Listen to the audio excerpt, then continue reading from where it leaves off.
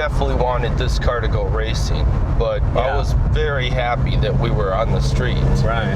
We made it.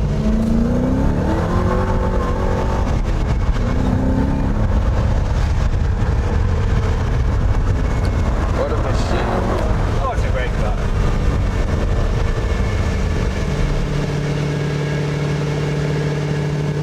Welcome to that episode of Jay Leno's Garage, the car featuring today my 2005 Ford GT. You know, we've done the latest iteration of this car, but I realized we really didn't do an in-depth review of this one. And this car, in some ways, is more important than the latest one, than the one that won Le Mans, because it set a new standard. Ford had never sold a car that was this expensive. I love the fact that they put the Ford name on it. You know, what happens in America is a company that builds sort of not high-end cars will always come up with some new high-end name. Acura is really Honda, Lexus is really Toyota. I love the fact that Ford, we're proud of the name, they put the name on it, and they sent it out there. It seems hard to believe now, but I think I paid $139,000 for this car when it was new. That was the list price. This is car number 12. The first 10 cars went to the Ford family. Car number 11 was auctioned off at Pebble Beach for charity. I did the auction actually, and I got the very first car, car number 12. And my new Ford GT is also car number 12. It's just a fantastic car. But I wanted to wait until I could bring someone in who really had the inside knowledge of this car. A man who not only was there at the very beginning, actually designed the car. He was the chief stylist on the Ford GT, Camillo Pardo. Camillo, come on in, my friend. Hey, Jay. We How you doing? You debt of gratitude. You did a great job on this car. Thanks. We had a great team on it.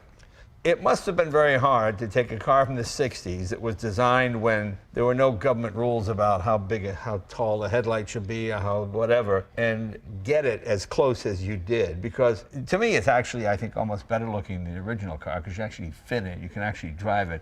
I drove one of the original ones. I think it was the Mark III. It was one of those cases, if you don't want to meet your heroes, it was so hot, the window only opened this much. I'm like a dog with my tongue out the window. I'm driving like this. It was so uncomfortable and so hot compared to this car. So tell me about the day you got the assignment. What was that like? Well, it's like one of those dream projects. And the minute your director tells you you're going to be doing the next GT40, because back then we could call it GT40. Right. And it's what you've always dreamed of. As an automotive designer, you know, graduating from college, this is what we wanted to do. This was the ultimate program. And then it takes a minute for it to sink in, and you start understanding all the heavy parts about the program. Like one, somebody walked up in the studio and saw an original GT40 and said, you know, I can't believe you're so lucky that you're going to get to do this car. And then we both looked at it and we said, are you going to do it better than that? So now the pressure is on. Right. And then that's just aesthetically. And like you just brought up, you know, bringing a car from the 60s into a contemporary engineering, contemporary federal requirements of safety and all this stuff, comfort, is complicated. How to put all these elements in and still hang on to the overall essence of the original car and do a proper segue from the past to the future. And were you sworn to secrecy? Was this a secret project, or did the world know they were going to build another GT40, so to speak? These projects are usually very confidential, even inside the company. We were in a satellite studio. We must have did like 4 different clay models before it was brought into the main design studio to prepare it for market research.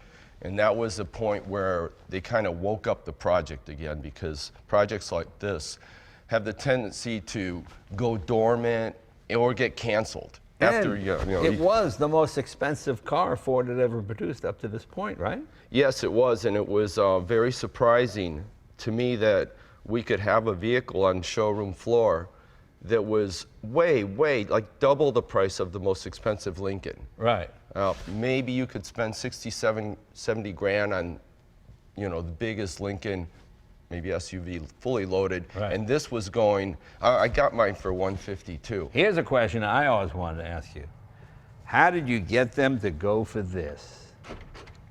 Because this cutaway door was the greatest thing about the GT40, and I thought, well, that'll never make production because of rain. It's raining, or you're in a parking lot. A number of times I've been in a parking lot, I've been like this, ow, ow, ow, trying to get out. How did you get that past, I guess, the suits, as you call it? That was probably one of the hardest things. I mean, lots of parts of the cars have their story, but the door story was a heavy one. Yes, because you couldn't open a door full right. open with a car parked next to it.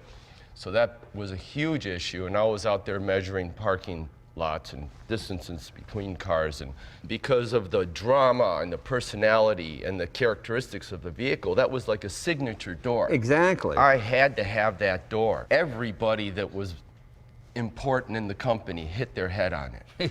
Bill Ford, Jack Nasser, Jay Mays, all of them. They just, and it makes you really nervous because you're trying to get a green light from this guy, right, and then bang, he hits his head. Right. And we're talking about just the seating buck, because this is before the car exists. Sure. So we have like a full-size seating buck. The door opens, it's all mocked up perfectly, and you get in and they're still hitting their heads. But what you got to do is tell everybody that once the door opens, stand up. Right. You've got nothing above you, and because they're probably used to a Ferrari or something, so they're ducking to get out of nothing. Right. And then they get up right under the door. Right. So it's a weird thing, and we won the battle. Cisco Cadena was the guy that blessed it. Yeah. How many different engines did you go through before deciding on this one? I remember sitting there with Coletti and Shelby talking about the engine. Now, normally they don't bring in the designers into this conversation because when it comes to engineering, suspension, all that, that's their area. And when it comes to the aesthetics and the body and the styling, even though we're very close, it's my area. But I remember going through it, and there was discussions of a V10. But the bracket of time that we had to finish this car was so small. And we're talking 15 months between concept car and a production vehicle. Really, 15 months? Yeah. That day at the track at Laguna, right. when you were there and they gave you the keys, that was a 15-month wow. gap. So they had to go with an existing block. That saves a lot of time.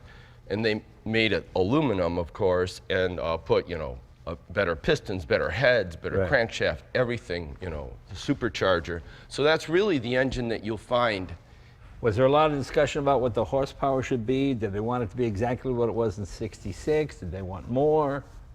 The horsepower wasn't something that I remember talking about very much. I remember the fact that our engine was so much bigger than the 360 Ferrari, right. and that was our direct competitor. Right. So basically, the goal was to outperform Ferrari in every category, but on the street. Right. Compared to in the 60s, it was outperform them at Le Mans and everything else. Right. But we're doing a street car this time.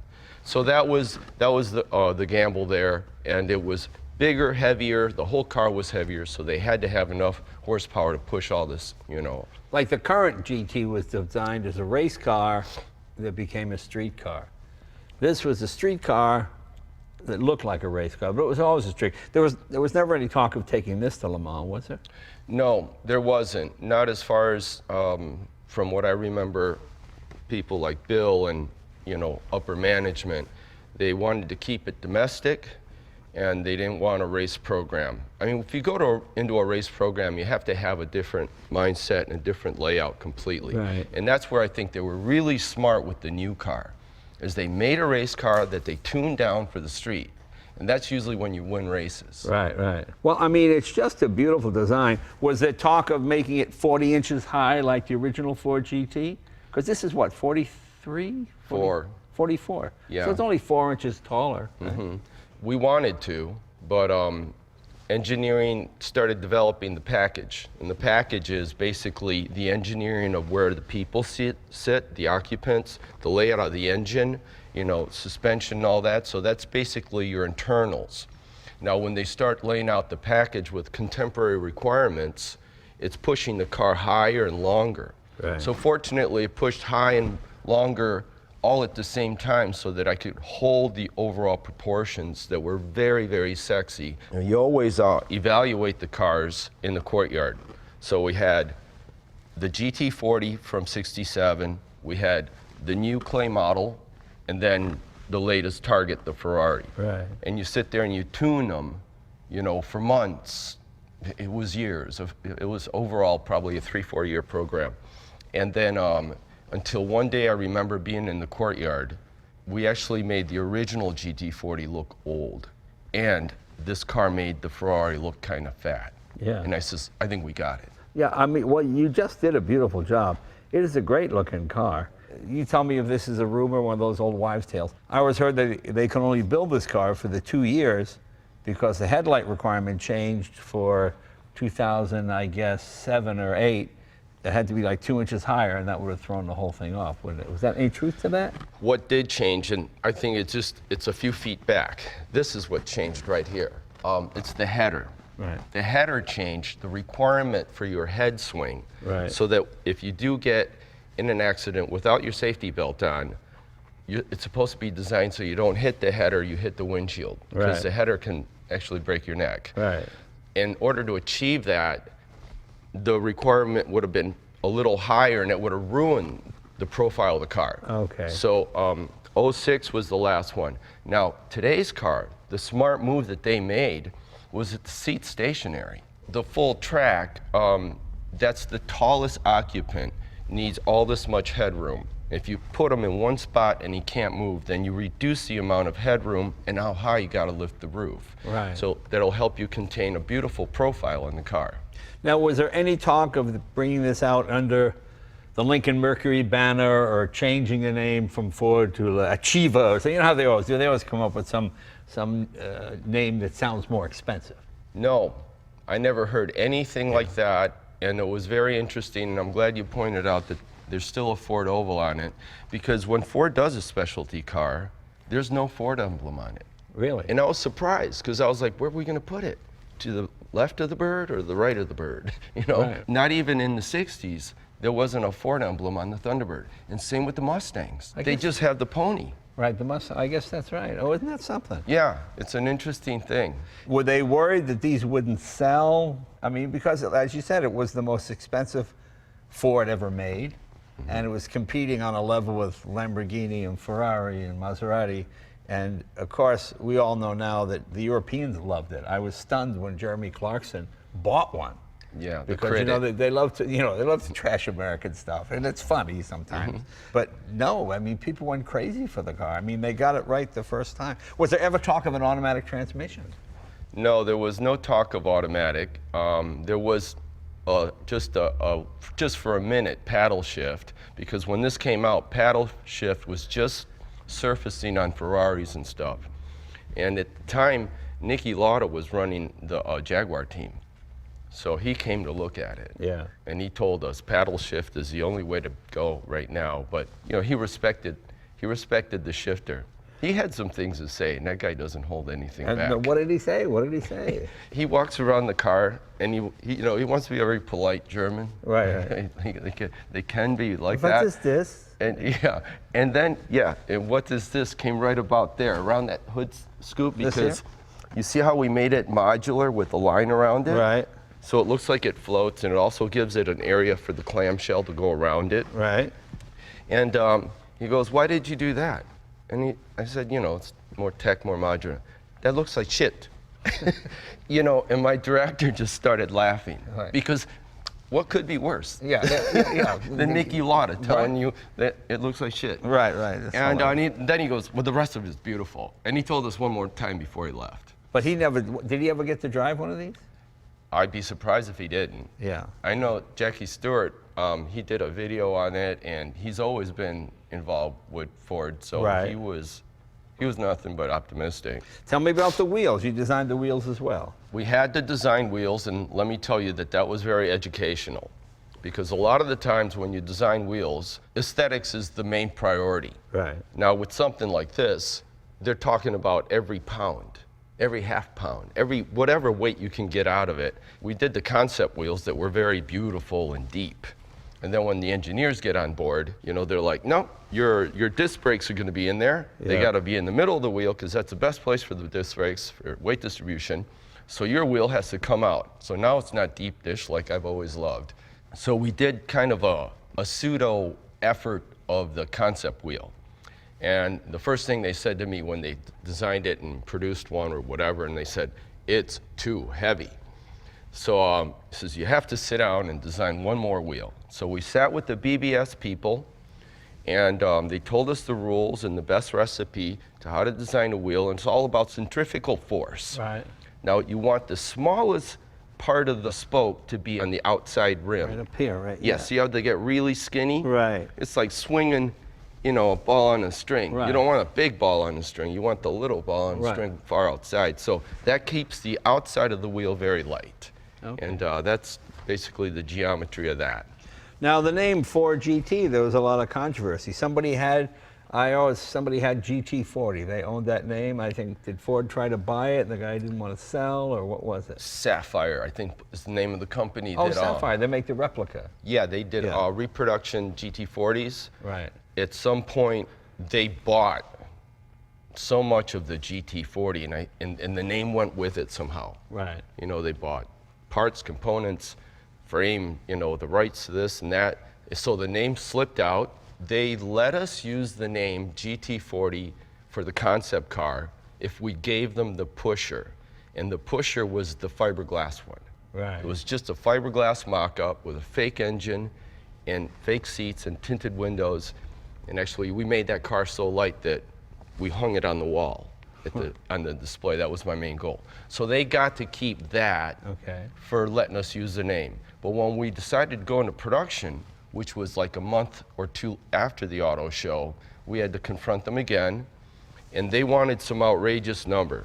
All I kept hearing was 7 digits. Right. Bill says, no way. I remember the meeting, because you know, I was optimistic that we could still hang on to GT40, because I didn't want GT44, sounded dumb. Yeah.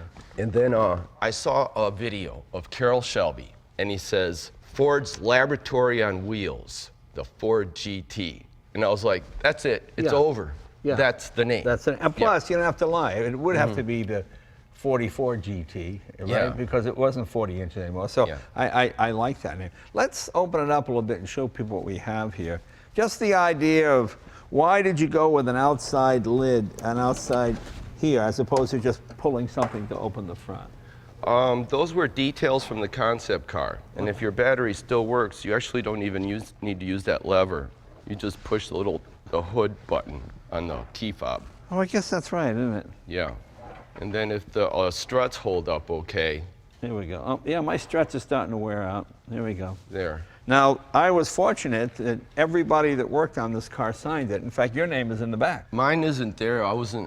You're in the cross member, right? Yeah, these are all the engineers. Right, right. And that's kind of cool. Mm-hmm. That's why this car has really never been, I guess it may have gotten a little wet at one point, but I just wipe it down because I want to preserve all those signatures, which is really kind of cool. Yeah, it's very cool. You have a definite piece of the history there, and you know, it's interesting. I think it was kind of funny that we had Glenn Miller on the team, Tom Jones, and Dean Martin. Wow. These were all the names of some of the engineers. I said, Right, how can we go wrong with this team? Yeah. And of course, that's your complete luggage compartment. And I imagine the salespeople, somebody must have gone, where are you going to put back? You can't carry anything in it. I mean, I'm sure that must have been another huge fight, was it? That was a serious discussion.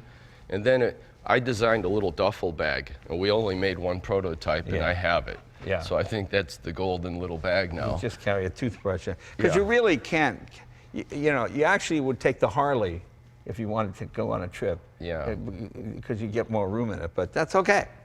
And then the other thing, whatever you put in there has to withstand a lot of heat. That's right. So don't let your girlfriend put her makeup in there. Yeah, and don't put chocolates. Yeah. No chocolates. Chocolate. No food or drinks at all in the car. All right, let's move to the back. Let's open up the engine compartment. I mean, you see how wide this, if you take this car to the mall, you have to wait for everybody else at the mall to leave. Yeah. Before you can get back in your car. But see, it actually is pretty easy to get into. You step in, but you do have that thing you instinctively. Mm-hmm. And it's usually on the way out. Yeah. Because you're not looking up. Do you have that bar that does both sides? Here, I'll help you on the other side. Yeah, get the other side. because the engineers developed another little add-on that they can get them both in one shot. Oh, look, there's my name. It's so little. There's your name right there. There you go. Yeah, I usually make it bigger now. Huh? There you Growing confidence. Huh? Yeah, see, he wasn't too confident. He kind of did. He scribbled it, Yeah, right on Jay's car. so people couldn't read it. And as you can see, God, this is a 15-year-old car, but because I always wipe it down, I never wash it with a hose or anything, so everything stays nice and pristine. I try to treat the rubber and everything too. It's just a wonderful car. Yeah, it's a great car, and the wonderful thing about it is it's built as tough as an F-150. Yeah. I am very confident in this car. I've driven it from Detroit to California probably 6-7 times. Really? Different ones, yeah. Okay. And all I do is I call my boys, the engineers, and I ask them, are we good? And they go, oil change good, tires are good, go. No, it's been a great car. And being an analog car, I enjoy the manual shift. It just makes it fun to drive. You feel like you're part of the car. Yeah, it's that classic feeling, and I track the car as much as I can. So, you really get to experience the whole thing. And to get a professional driver in there is just amazing. This thing is just... Well, I'll tell you the experience I had. I had the car a short time, and I got a letter from Ford saying, hey, we're not sure about these A-arms. We're going to make some ones out of billet just to be sure. So maybe you shouldn't drive the car for a couple of weeks. I said, no problem. And then I got I got a call from, I think it was the LA Times, and the writer said, hey, how's it feel you bought a lemon? And I go, what? Well, and I thought to myself, here's a company, Ford realized, although I had no problem, I don't think anybody ever did have a problem. No. But they said, we think there might be a problem, so we're going to make you some billet A-arms just in case, and we will come and install them on your car. And I thought, well, what's wrong with that? I mean, I thought that was a classic case of corporate responsibility. Yeah, I mean, they didn't wait for something to happen and then pretend like, oh gosh, we had no idea. And then I wrote a piece for Popular Mechanics about it because I had a column there, Popular Mechanics at the time, and just explaining how I thought it was just a wonderful thing. It gave me a great deal of confidence in the car and in Ford and in the engineers, and they came here and they put these beautiful billet A-arms, which must have cost them a fortune to make. And I thought that was terrific, that they caught what they thought might be a problem. I don't think it ever did become one. And no, it was just a precaution. Yeah. Because there could be a flaw in the casting of the control arms. Right. Now, if you have those billet A-arms that I can see from here, you can see the mill marks. Right, right. I mean, those are special. Right, So yeah. it's cool to have a set of those. And what happened with that problem, it turned around and became a very positive thing for me, because they felt bad, to ground everybody's vehicle. And they're like, how do we make it up for them? So they came to me and they bought 150 prints of that baby blue and orange. Oh, okay. And we numbered them and put them in tubes and sent them to all 125 people that got the car that had to be, had to have those replaced. So that's why you have that painting. Did it sell, like when the F1 came out, the McLaren, they thought they built 300, they built 64, they didn't sell. But these sold from the get-go, didn't they? Yeah, they were getting priced way over sticker. The one that you auctioned for John Shirley, right. Microsoft, right. Pebble, that was $500,000. That's right. Yeah. It sold for, that was a lot of money. That was only one number newer than mine, and so for the price difference, yeah, I could live with that. Yeah, and then they held their price, dipped a little bit, but now I just saw a red one like yours with very little miles for $330. I know, it's crazy, but I would never sell it. I love this car, and I just like what it represents. I like the fact that they took a chance. I love the fact that everybody in the line signed it. I was real proud of that. It was pretty cool. And you signed it right there. One of the guys mentioned that this is the vehicle that actually brought Carroll and Ford together again, because there was a long gap. Right, he went to Chrysler. He did the Viper. That was his sort of new Cobra, so to speak, with Lutz. Yes. Yeah, so it was good that he came back, yeah. Yeah, I got to meet him and know him. He actually liked me better after he saw my paintings. Yeah. Oh. This was business. The art was like, okay, now it's something outside. No, he was a character. I mean, he been to the garage here many times. I love Carroll Shelby. Just an American, like, hey, oh, hey, my wallet's gone. What happened? But you know, that's okay. I mean, he's like he could have been one of those great 3-card Monte guys. You know, I mean, he tried to sell me one of those. Remember the Oldsmobile-powered Series 1 Shelby? Yes. Yeah. He said, Jay, this is the greatest car I've ever built. And I went, Carroll? And he went, well, I mean, he was just very funny. He was just very funny. I really enjoyed his company, and it was such a thrill to have him here. And he signed all the dashboards of everything in here. Oh, he was just great. He was just great. A real character. Real cowboy. Yeah, but real talk to you with Texas, his, real with American. His boot on the tire, you know? Yeah, that's right. And when he went to Europe, he looked like an American. He had the cowboy hat and the bib overalls, and you know, and just playing the part. You know, barbecue chicken and then, you know, the barbecue sauce and he was just great. Fantastic guy, fantastic guy. Well, let's see what else we can see from a design standpoint. Did you want it completely shut? Yeah. All right, here. I'll show you right here. This is the best spot. Yeah. Oh, right there in we the go. center through. And I thought you captured the rear of the car perfectly as well. I know trying to do 5-mile-an-hour bumpers and all of that, but I don't know how you could do it any better. Even without government restrictions of any kind, I don't think you could do it any better. That was a heated area too. Yeah. Chris Theodore, John Coletti, myself, and Jay hammering it out. And what happens is, if design doesn't come up with something quick, engineering starts trying to design it for you. Right, then yeah. it gets really scary. Yeah, it's funny. You know, now I had an option of filleting it, and that means like filling in the shape into the back. Because if you remove the bumper, you can see the character line going all the way around it, and the way it's almost cam-backed or sawed off, Right. like the original GT40. Now that's the purest shape. We resisted a lot of things, and putting the fillet in there like maybe a 70s Trans Am or something, you know, would have ruined the sculpture.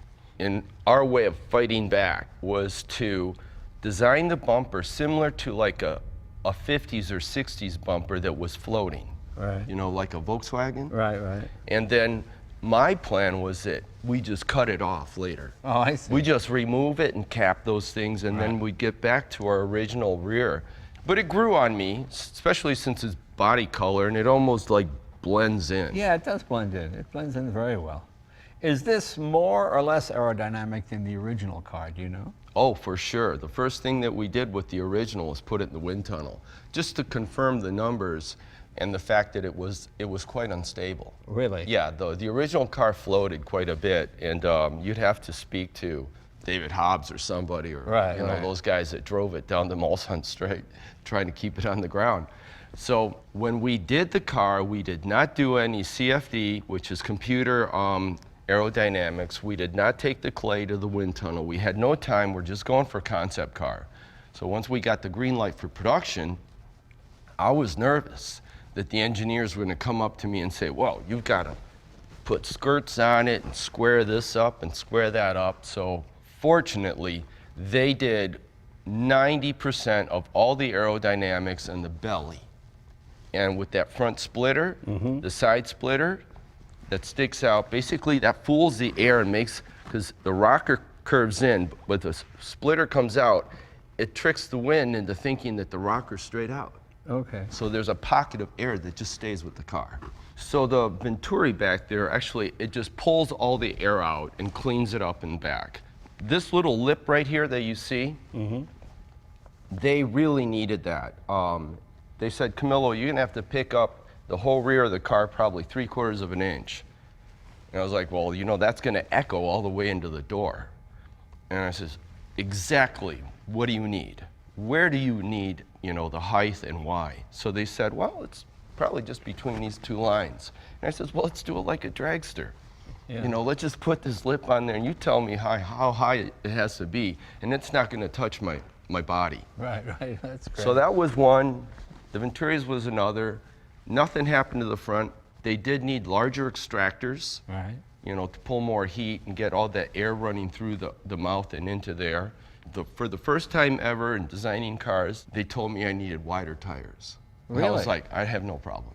Oh, that's funny. Now, to someone like me, the novice, it seemed like designing the mirrors would be simple, but I imagine that takes a lot of work and effort too, doesn't it? Yeah, well, the mirrors have, you know, some very strict functional requirements. It's a safety thing. They have a certain size. Now, the mirrors that we had on the concept car were like your dream mirror. Really low profile, Right. you know, almost like, and I call this like the scuba mask, Right. kind of a look in the rear. Now, when they gave us the internal component to, you know, to hold the mirror, you know, I had to try to shrink wrap the body on it, almost like the car, but in a small scale. Now, if you look at it, you see how there's a little bit of a circle showing underneath the mirror? That is the diameter of the actual mirror. So what I did is I notched it out like that, and I basically cheated the height of it Okay. Wow. and still held onto a carryover component. Well, it's just fantastic. And of course, the outside filler. Yeah, they stole a filler door from me. A lot of GTs had 2 fuel lids. Right, right. You know, because they had fuel tanks on either side. And obviously this has only 1 tank in the middle. Right. But I like the symmetry of, you know, of 2 lids. It's like a girl wearing 1 earring. Right. Come on. Yeah. Give her 2. So that I fought for that thing. Actually underneath the stamping, still it's ready to accept it because they cut it out of the program. We got that far. I almost got it. Oh, okay. And they're like, what are you going to do with the extra fuel lid? And I was like, oh, God. How about windshield wiper fluid? Yeah. And I says, well, that's an interesting idea. And then somebody says, well, what if they put gasoline in there and then your windshield lights on fire? Yeah. So, oh, all right. So that's not going to happen. Yeah, Yes, yeah. it will. Okay, so, and then I thought, hey, how about if you use your trickle charger in there instead of going all the way down there and all Right, this, right. you know? And I says, well, that's kind of a good idea. And finally, there was one really hairy, aggressive meeting, you know, with the engineers, and they won. And Jay said, look, Camillo, I think you got 98% of the car. Pick your battles. Yeah, yeah. Okay. Well, let's discuss the interior while we're in the car. We'll go for a ride. But we should show, of course, the famous Ford GT seats, which back in the day I thought were the coolest thing, with all the rings to let the seat breathe. Obviously, that was the same intent here. The grommets. Yeah, the grommets. Yeah. Well, you can imagine Gurney and AJ Foyt sitting in this thing for 24 hours. Yeah. You know, they're going to want that seat to breathe a little Right. bit. And back then, they didn't even use leather. It was all nylon. Right. You know, leather's a luxury. Nothing was leather in the GTs. It was Right. a plastic dash, nylon seats, and aluminum everywhere. The grommets, because they were so visual, so graphic, it really gave it like a fashionable look. Right. So, you know, it was a very strong graphic, you know, the metal against the nylon. So it was a visual and fashionable. So I wanted to include the grommets in here in a much more contemporary way. Simpler, larger, modern, and I wanted aluminum. We almost lost that fight, and it got down to the very end because as far as engineering, that doesn't do anything. Right. There's a carbon fiber shell, so the seat's not going to breathe. Right. It's total aesthetic. Probably is hard. I know it's hard to clean them too. So one engineer took the job on, and thank God they gave it to him, and he figured it out when everybody kept telling me no. And now if you want, there's an aftermarket insert. It pops right in. It's an aluminum surface. Oh, is that right? And it really adds a super graphic quality to it. Oh, I'll check that out. I'll get my buddies to give me a Yeah, I'll call. check that out. Yeah. Well, let's go for a ride. We'll discuss the interior of the car, too. See, walk right up to you. You don't have to duck your head. Oh, look, you get right in. Look at that. See that? Oh. Yep, just like we're changing drivers.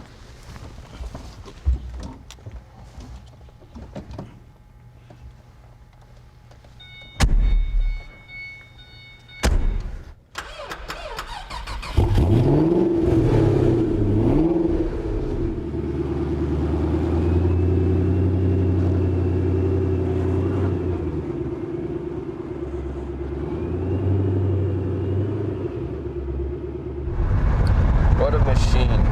Oh, it's a great car. All these gauges are from Autometer, Yeah. right?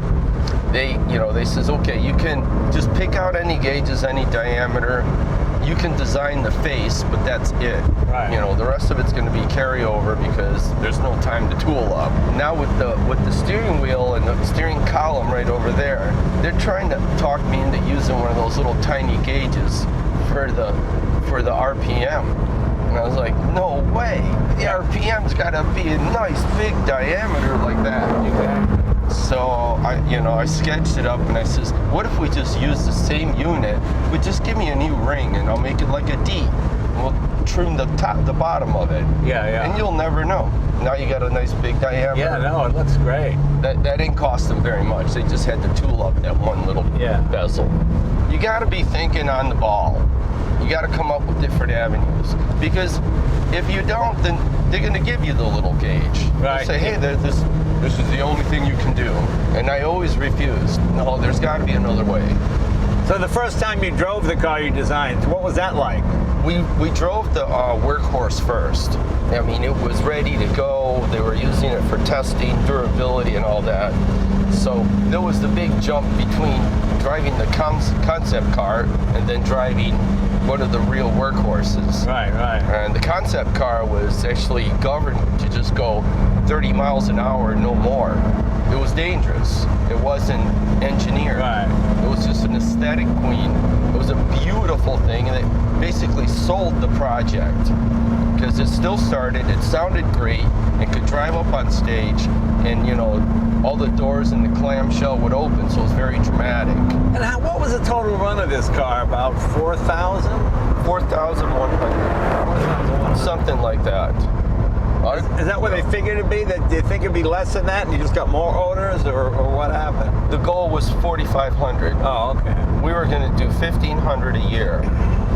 And we only built it 2 years, so they combined it. And, I mean, I felt good.